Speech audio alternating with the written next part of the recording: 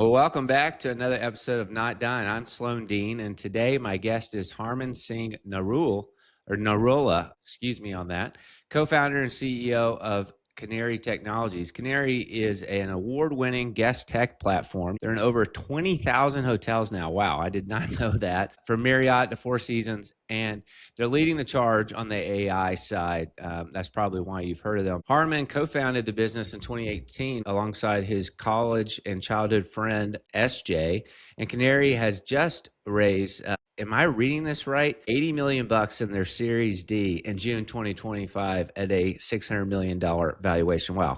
These valuations, Harman, are getting out of control, but welcome to the show. Congratulations on all the success. Thanks. Yeah, appreciate it. Yeah, we raised our Series D. Brighton Park Capital led that round, and that was just about a year ago now. Phenomenal. I want to talk a little bit about your journey because I think it's pretty compelling. You went to Cornell Hotel School. You then worked at Starwood, Bain, you went to Wharton. You really have some prestigious names that you've gone to or worked at.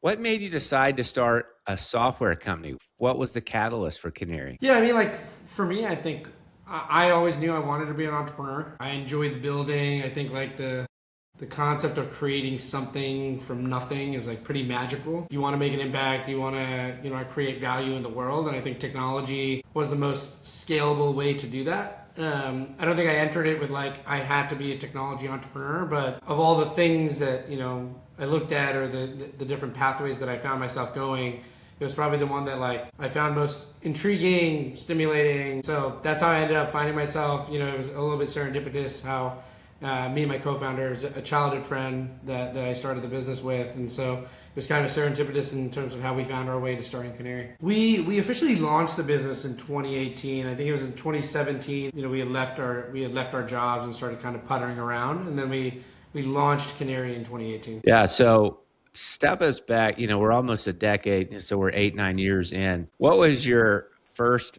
version, your minimal viable product, if you will, back then? Our thesis when we started the business also was just that like you had to earn your stripes in a vertical, right? Like you had to really like prove and gain the trust of the market.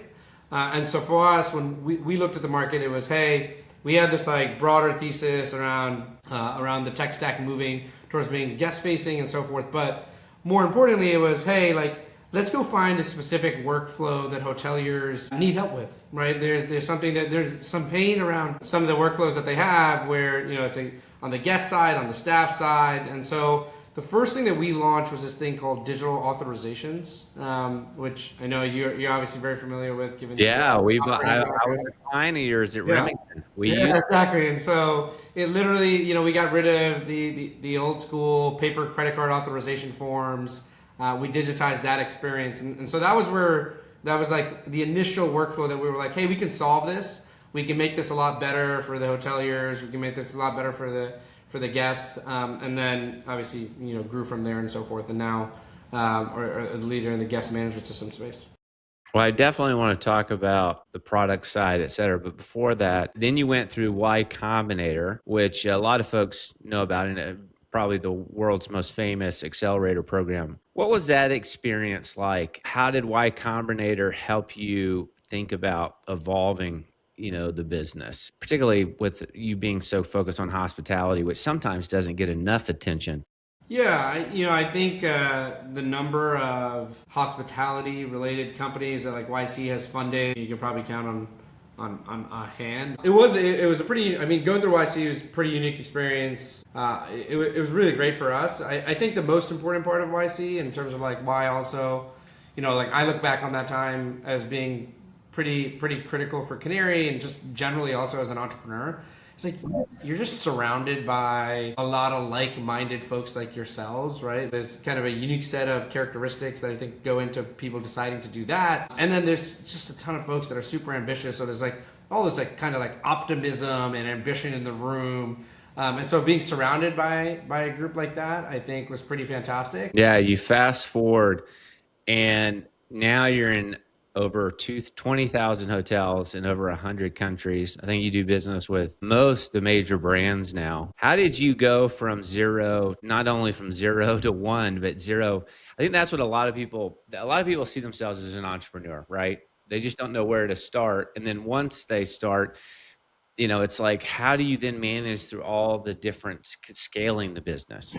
Yeah, Because I now mean, you're a very sizable enterprise in a short period of time. yeah, I mean, in every stage of the business is different, obviously, right? I think in the earliest days, you're literally doing things that you can't scale, right? Like it's, I'm making the cold calls, Right. meeting with every hotel, You every are the chief individual, sales officer. right? Like you're doing everything, right? Your chief sales, your customer success, your product, and so me and my co-founder were just kind of you play every role in search of traction, right? Like you're trying to get that momentum. I think a lot of the entrepreneurial journey is around that momentum, like keeping and maintaining and initially getting it and then keeping and maintaining it at every stage of the growth trajectory. And so for us, like I think also like knowing or coming from hospitality and understanding the nuances around it, like knowing how to talk to an operator, understanding their pain was really critical for us in the early days, right? When you can talk to a GM and you can relate on the specific pain that they're feeling and talk to them in the language that they understand.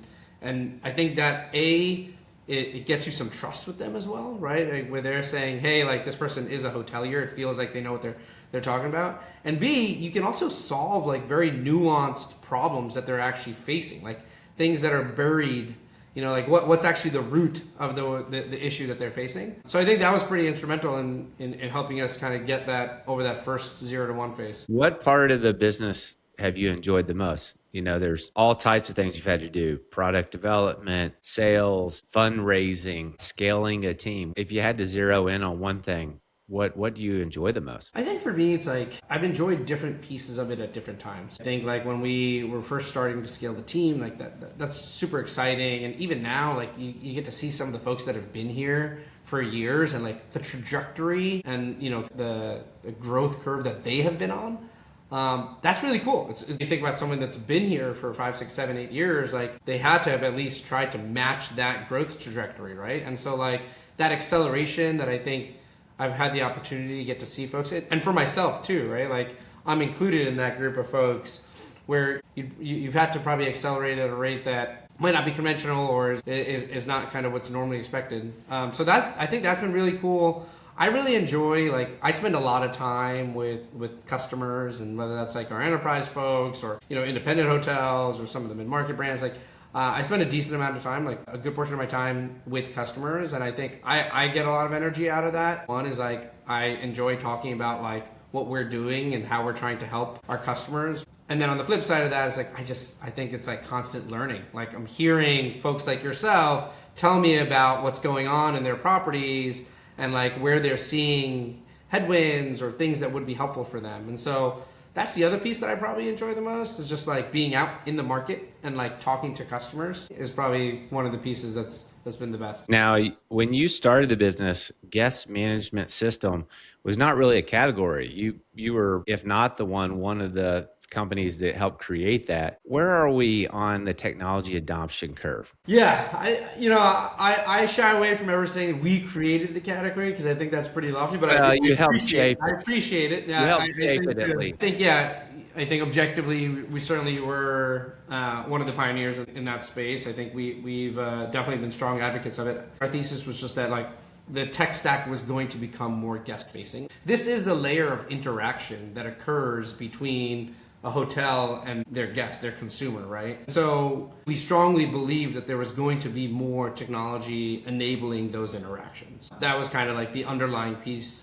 And we thought that the tech stack was going to shift more towards being very guest-centric, effectively. I think the guest management system has become, as you kind of like mentioned, right? Like it has become a critical must-have for hoteliers. It is now seen as kind of one of the core components of their technology stack. At the end of the day, it carries the brand experience for folks, right? Like, what is it to stay at XYZ branded hotel? Like, it's the guest interaction and the guest experience.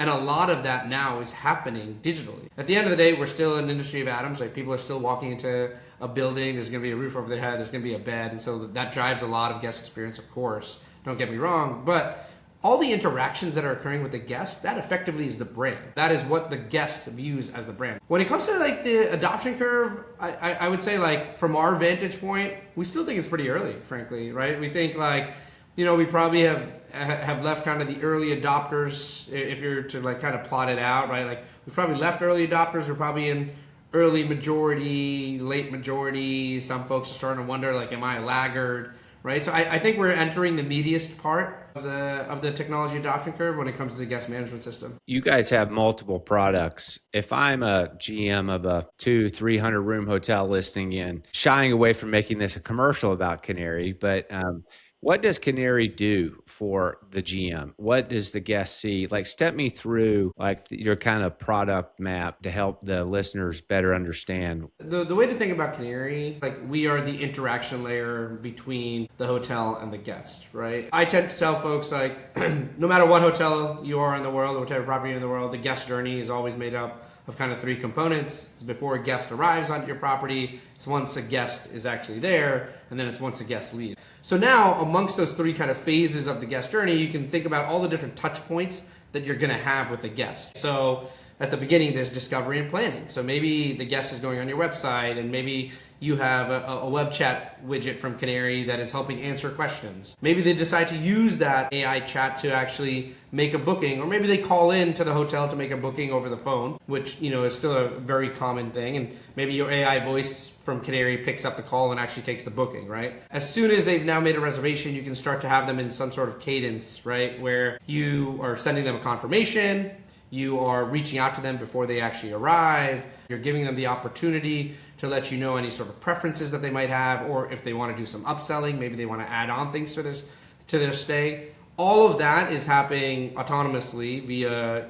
the solutions that we provide. Once they arrive on property, they can kind of go through an autonomous or agentic kind of check-in, and you can start to provide your check-in information. You can go directly to your room, or you can skip the line. At that point, maybe you want guests to go directly to their room, so we'll issue them a mobile key. We're the largest provider of mobile keys as well. And then once they're on property, the interaction touch points might be they want to do some ordering. Messaging is available for that. Our AI messaging platform is available for that. Our F&B ordering platform is available for that. And then when it's time to leave, you can do a mobile checkout for them.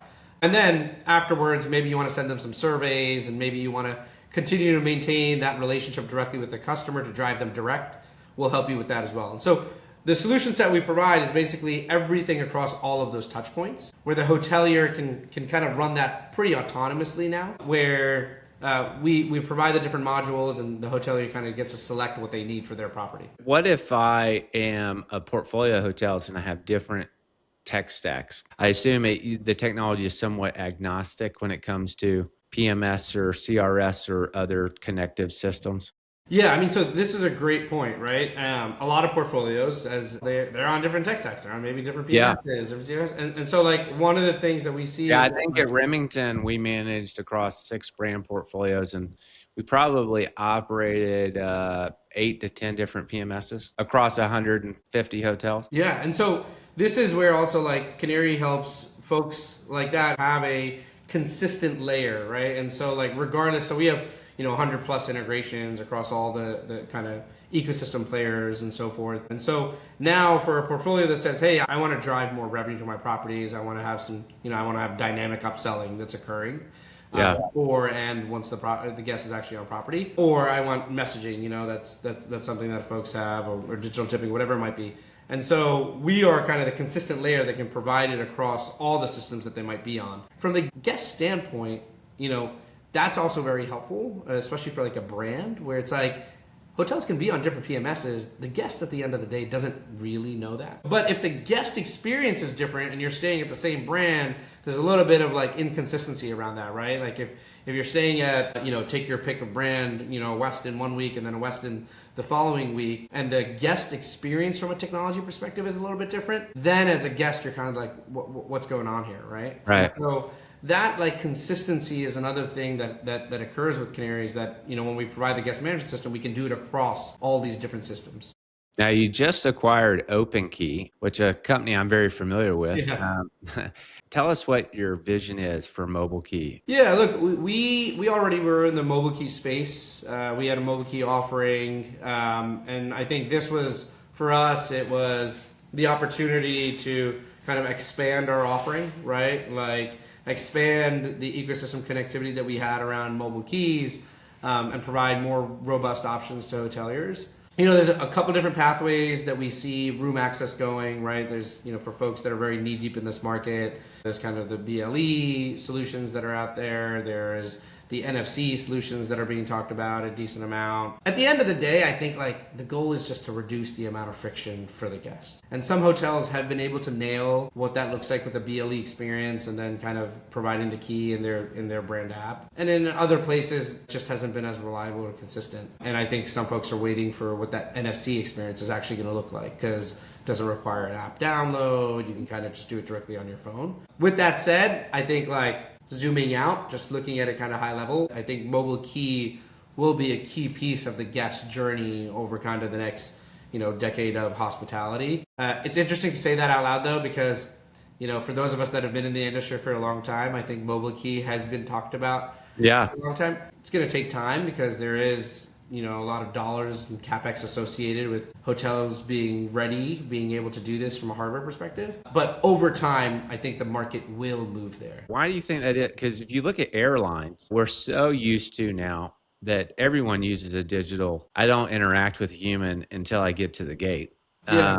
And I flew every week. And that is so common now, right? The vast majority of all airline tickets are issued by a mobile phone. Why do you think that there's been such an adoption hesitation in hotels? I mean, I think there's a number of variables. On the owner side, there's definitely a cost component, right? There's definitely CapEx, hardware. There's definitely a CapEx, hardware component to this also. Yeah. I think the technology side, like I do think that there's been reliability, consistency issues around some of the technology. That's obviously gotten better over time, but there might be some scar tissue in or around the industry around that also. And then I think the other piece here is like operating a hotel is complex. There's a lot of stuff happening. And so on the list of priority things that a hotelier cares or is thinking about, I generally don't think like mobile key necessarily was like the top of the list. And Right. the top of the list from the customer also, right? Your earlier question was like, do I think, what's our perspective on mobile key? I think over time it's going to get adopted. I don't think that, again, I don't think it's like priority number one for the guest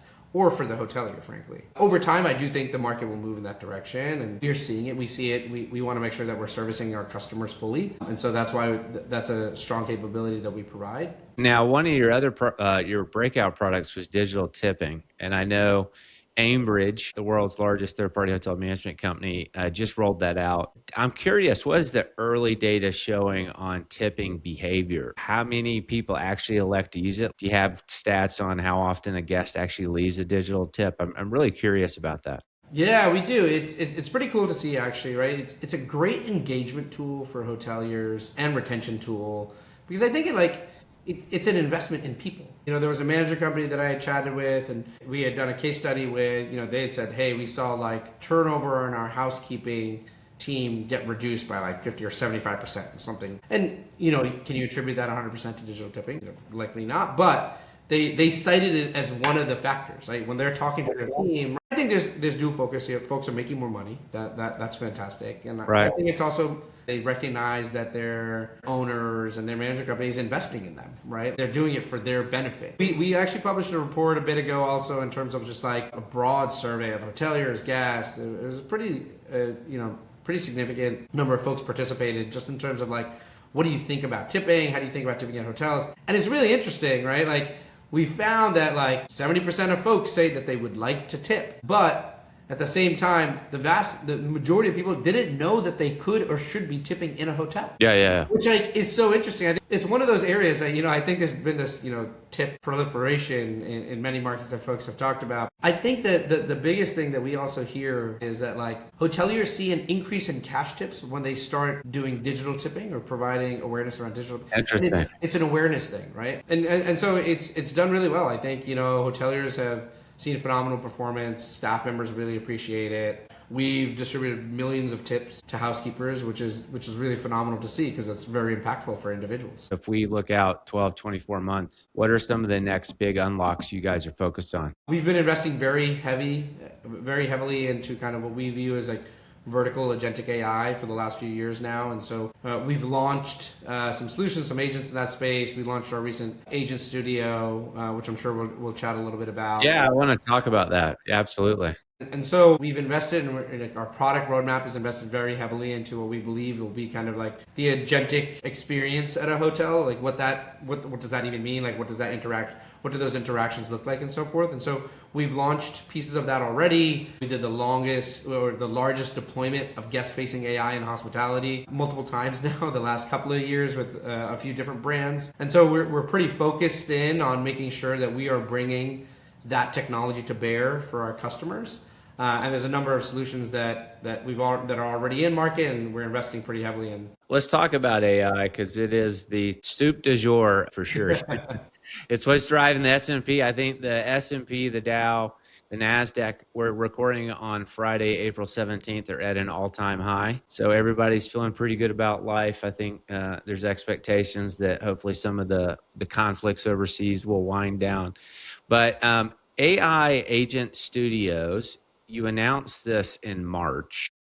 It's important to also just like think a little bit about like what does it mean that we've entered this phase of agentic AI. If you just kind of think about the evolution of technology, right? Like we went from this phase of like digitization to a phase of intelligence, and now we're in this phase of kind of like autonomy or agentic technology, right? Or agentic AI. And so and I always give the example of like cars is the easiest one to really understand here, is that like digitization was when cruise control was first launched, and what it effectively did was like it just kept the pedal depressed a bit, right? And you still have to do everything else. You still have to drive, you still have to be, you have to hold on, etc., hit the brake. And then then intelligence was when we had adaptive cruise control, which was it got smarter, where it was not only pushing the pedal, it could also slow down. But at the end of the day, you still have to observe everything that's going on around you, all the signals, etc. And now we've entered, full autonomy or agentic, which is self-driving, right? And it's observing all the external signals. It's doing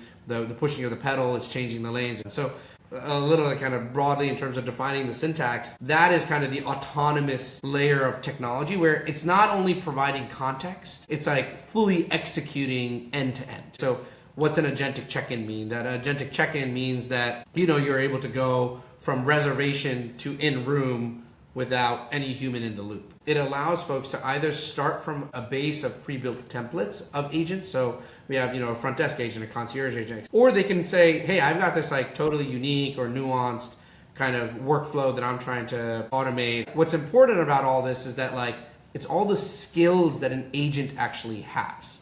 Right? That's what comprises an agent, is the skills that it can accomplish. We have built, we likely believe, is the largest library of skills that are required for guest interaction effectively. Right? And so what does a front desk AI agent do? It needs a skill of communicating with guests. It needs a skill of verifying IDs. It needs a skill of collecting payment. It needs a skill of blocking rooms. And so we've built this library, this very extensive library of all these skills. So that's what the Agent Studio is doing. And so we have these templates that folks can build off of, or they can build something from scratch completely. And do these agents replace humans? It's a great question. At the end of the day, our view is like the hospitality industry is a human industry at its core, right? And so like many others in the space, I think it's there to amplify, right? Like I don't think it is a one-to-one, hey, the goal is just to totally eliminate team members in certain places. I think the goal is to augment and amplify so that the humans and the folks on property are being able to spend their time on the highest leverage tasks and workflows. And what is generally the highest leverage workflows? It's the human interaction with the guest on property. If I push back on that, the economics aren't such that a hotel can pay you and the employee without driving higher revenue. So if the revenue is, which maybe that's the case, maybe that's the argument, is you drive a higher revenue, but absent that, at some point, AI does have to eliminate some labor.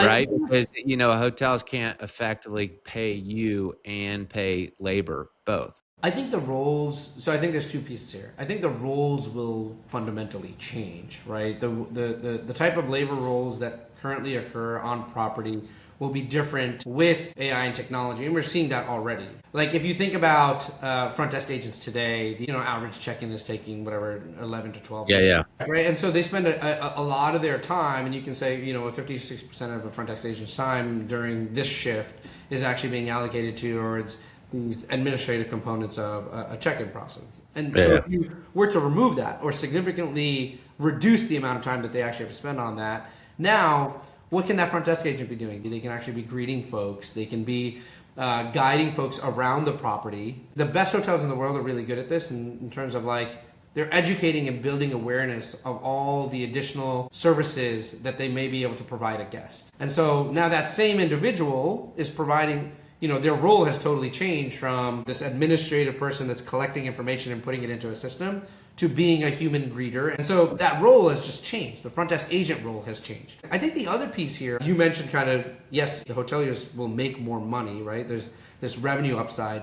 I think the last piece is like, it's going to be different stripes for different types. Like different hotels manage differently. And so perhaps in limited service hotels, you are going to see some reductions in certain labor hours because AI can manage certain workflows where there's not as many of the other pieces that the hotelier needs to spend time and invest on. Whereas in, like hotels that are famous for their staff to guest ratio, like the Four Seasons and Amans of the world, etc., they probably are going to be able to reposition people to be more focused on the things that they care a lot about. So I think it's also going to be very varied across the different types of hotels as well. How do you charge hotels? Is it like per agent? Is that based off of consumption, or is there a different model? At the end of the day, you want to think about it as like our commercial model is based upon outcomes and value that we're deriving for the hotel. For the agents, it varies, right? So if a hotel is trying to quote unquote buy an outcome, right? Hey, I want to see, I want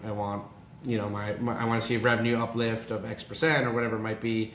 There's a commercial model available for that. For other folks, they want to keep it really simple and they say, hey, I'm used to buying this based upon volume in our industry. And so maybe I would like to continue that model where I'd like to have a very predictable cost structure here where I'm paying you a flat fee based upon, whatever services I'm purchasing and so forth. And so they might think about it as, I used to pay X dollars for this type of labor to do these types of tasks. So I'm now willing to pay Y, which is, less than X likely. How do you handle, well, I know you guys can feed like brand standards and FAQs and train the agents on that, but how do you handle hallucinations and brand voice consistency and, possibly maybe an AI agent going rogue? This is an interesting balance in that like every hotel has a different level of comfort around this is also kind of what we've learned, right? So yeah. And by the way, the caveat to that is we always have had employees going rogue. So this is not new. You have employees who often don't follow procedures. So an agent not doing so is, but I'm just saying it. Look, the way we view it is that everyone has a different level of comfort, right? And so it's a balance of like how much do you want to invest in, autonomy, automation, how, quote unquote, like risk averse do you want to be? There's a number of settings here where hoteliers are able to actually decide how much do you want to turn up automation versus how much do you want to turn down. You can go into draft mode where in an example with just like messaging, for instance, like, or with some of our agents, actually, it's like they can go, 95% of the way there in automating the workflow, but then you have to click to approve or kind of audit the work that they've done and say yes, right? And so the coding example is like they can write all the code, but like at the end of the day, you can wait for them to actually push it into production. That said, across the board, we generally, we also use kind of agentic auditors that are checking kind of the work that's being done by these AI agents and being done by, that any communication that's going out to guests and so forth to ensure that there's no hallucinations, that we're in the brand voice, that we're consistent. And so there's a bunch of guardrails in place. This has gotten like significantly more sophisticated over the last, call it 12 months. I think all the LLMs are getting much, much better. I mean, it's kind of scary, and they know hallucination is a problem. I do think it's curious, though. You can still sometimes trick the LLMs. The competitive landscape, I'm curious to get your take. Who do you see as competitors or maybe people that you look at? What separates you from the pack? I think activity in an ecosystem is fantastic, right? Like I think it drives innovation. I think it also drives eyeballs, right? It's also indicative of the demand, right? Like, 10 years ago, no one was Googling guest management system or guest engagement system. And now, it's become kind of a core part of the vernacular and the core part of the hotel tech stack, frankly, right? And so I think competition is great. I think, also when we can be more, anytime you can collaborate instead of compete. That's also fantastic, right? There is folks that I think have entered the market. For us, we're kind of the enterprise player in the space. We, in terms of the portfolio of hotels that we are providing, we have a lot of data, a lot of best practices, a lot of the specific feature sets that make sure that the solutions are kind of best in class. Hotel Tech Report has become one of the benchmarks that hoteliers go on and kind of rate solutions. I think this past year we won like 8 or 9 different Hotel Tech Awards. And so congratulations. Yeah, appreciate it. Basically any solution that we've brought to market gets viewed as kind of the best in breed solution in that segment or, for that solution set and so forth. And so I think we continue to just be very, very focused on, hey, let's make sure we're listening to our customers and providing them the most effective, efficient tools to use to drive better guest experience, make more money, and make the lives of their staff members as frictionless or seamless as possible. Well, you do business with a lot of different hotel operators, a lot of different hotel brands. I spent 8 years as CEO Remington, and my words, not yours. I think a lot of third-party hotel management companies have become commoditized staffing companies. And so in that vein, where you have a very fragmented operating ownership landscape, is one differentiated from the next? How should they be thinking about technology? Because I think so often the business of operating hotels is never ending, right? So I think often that category of folks, operators and owners, just are overwhelmed by the speed and rate of technology change, and they don't know where to start. What should they be focused on as they look out to 2026 and 2027? I think there's a few things. One, the most important pieces here is I think the partners that they're working with, they need to have pretty future-looking mindset. Because at the end of the day, it's the technologist's job to bring you cutting edge, but basically the change of technology that's occurring in the market, right? It's their role to provide the innovation, bring the iteration, etc. And when you talk to them, can they talk to you about where they're investing in the future, what they believe the tech stack is going to look like, and so forth. So I think that's one key part. I think on your other point in terms of how these operators using technology to do, and I'm paraphrasing, but I think it's how our operators who, in your words, are getting a bit commoditized, how can they use technology to kind of differentiate amongst themselves? I think that's the other piece that you're asking. I think at the end of the day also, it's technology adoption curve, the way it's played out in many verticals is that it does provide a competitive advantage to the folks that are that decide to jump earlier, right? The people that first mover benefit. There is first mover advantage just by definition when there's new technology being adopted. And so you do have to have your ear to the ground. You do need to be talking to the players in the market to understand what is coming. Are we ready for it? Can we be experimenting with it? And I think owners will recognize that too. And that differentiates when you can come into your owner board meetings and basically say, here's the different folks that we've looked at. Here are the things that we're experimenting with at our properties. We're seeing some results here. We think the world is going to evolve like this a little bit. That's valuable. The owners are also, anxious and thinking about what's coming with AI and what's coming with technology too. And so the management company can differentiate by actually, being the experts in the room to provide them that color, and they should be relying upon their partners to provide that to them. So those are the things that come to mind. No, that's well said. What's the biggest mistake that hotel operators often make when implementing technology with you? Well, maybe I'll zoom out, right? Not necessarily just with us. What mistakes do people make? Just implementing technology in hospitality. Yeah. I think operators I think that's probably maybe more valuable for folks that are listening in. Frankly, one of the things is it's really easy to get just excited by the actual product and the features, and they get kind of enamored by just purely the technology.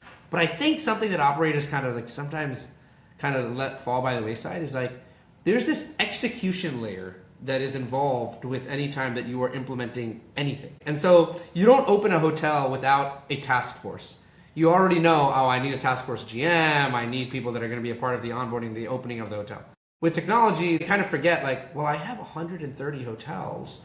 I need to do, like, there's going to be some change management, there's going to be deployment, there's going to be support, there's going to be maintenance of this. And so, like, thinking about that when you're implementing technology and the actual components of like change management or deployment, and obviously it's biased, but like having the partner that's actually going to do those things or execute on that in a way, I think is really important. What I'd be remiss if I didn't bring up hotel investment or hotel tech investment landscape.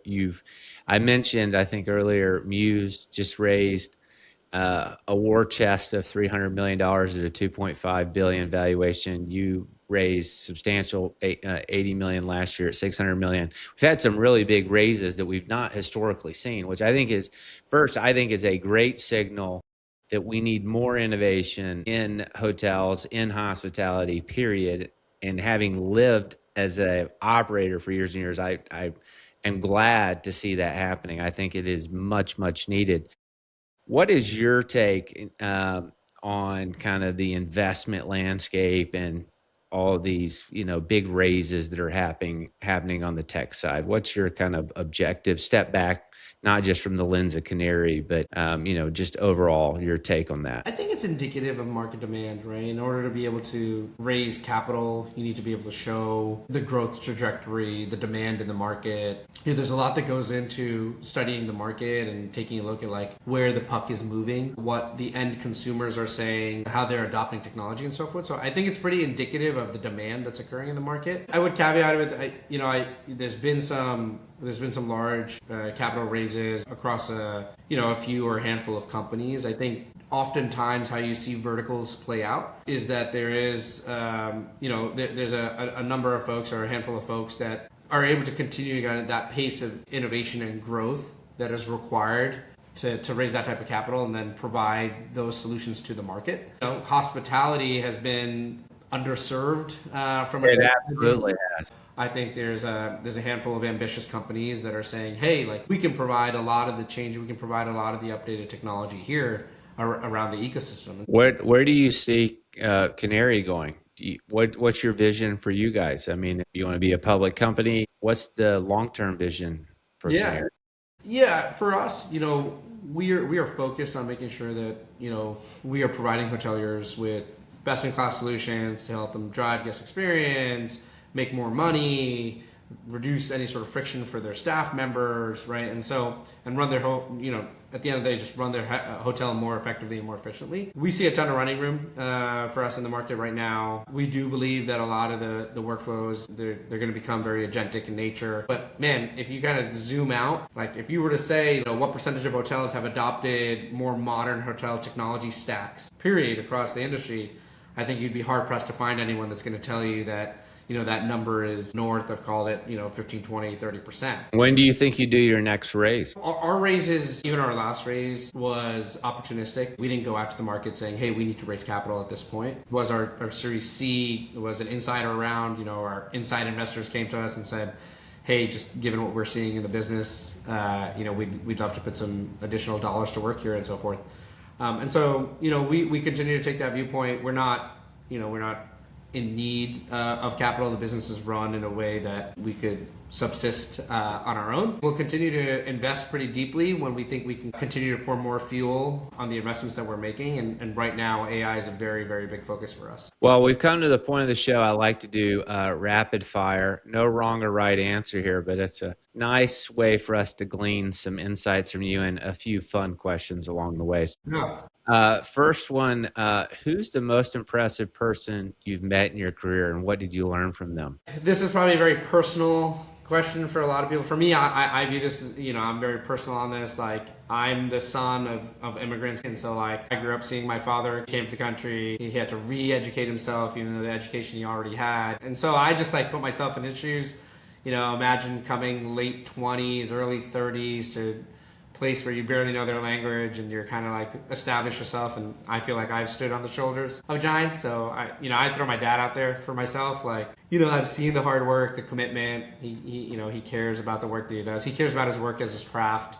And that's definitely rubbed off. And so that's probably the person I'd put out there as like, I love that. Impressive. Oh, my wife's from an immigrant family. She immigrated to the United States when she was 7. And so I've seen that firsthand. And then I have had many a founder on this show, and it is very common for them to be from an immigrant family or immigrants themselves. And I find that really powerful. There's something to be said about the family or the person willing to go and start anew. And that I think that almost translates, that kind of grit and determination translates into entrepreneurship. It really is, quite remarkable. Yeah, it's just like a challenge that you kind of think back to. You know, when folks come to new countries and they're kind of trying to establish themselves, like they don't really have a harness behind them. So, you try to put yourselves in their shoes and it's like, you got to figure it out no matter Yeah, what. yeah, yeah. And that challenge is just It's amazing. succeed or die. Yeah, yeah, absolutely. What's the best piece of advice you've ever received? Kind of what a lot of entrepreneurs will say, like action, like default for action is way more valuable than, paralysis by analysis. So it's like, Mhm. I think Nike nailed it. Like, just do it. Like, you got to do. You Yeah, will yeah, yeah. learn so much more from actually doing than kind of sitting in a room and talking about it forever. Totally. Company that you admire the most and why? I would throw Amazon out there for myself, right? We're a technology company. I think they just like are great long-term thinkers, right? Like that's like Hmm. a thing. They did a lot of things that were like, if you think back to when they started, there was another, technology boom, the internet boom, and kind of how they've evolved. Also, it's amazing some of the decisions that got made. And then I think the other piece is also this, like, YC said it a lot. Amazon talks about it, like the customer at the center of all things you do is super important. People talk about their website and they're like, man, I go to websites that are significantly more beautiful than this. Yeah, but like, how easy is it to Yeah, how easy is yeah, it yeah. to do things on Two there? clicks, one click. They're just so focused. They're so disciplined to being focused on the customer. I think that Yeah, pretty admirable. agreed. What's one thing people would be surprised to learn about you? This was tough. I'd say maybe it's like I played a lot of hockey growing up, which I feel like Really? when I Okay. tell people, they're kind of like, you played hockey? Like what? That was the What case. position? I played right defense and right wing. Cool. Growing up, and then as I got older, I ended up Do you playing more still defense. play?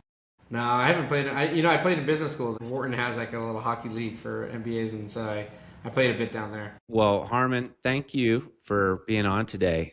Great insights, amazing growth trajectory. Harman, what are you not done with? I am not done learning and growing. Fair enough, my friend. Well, thank you for being here. Thank you so much for having me, Sloan.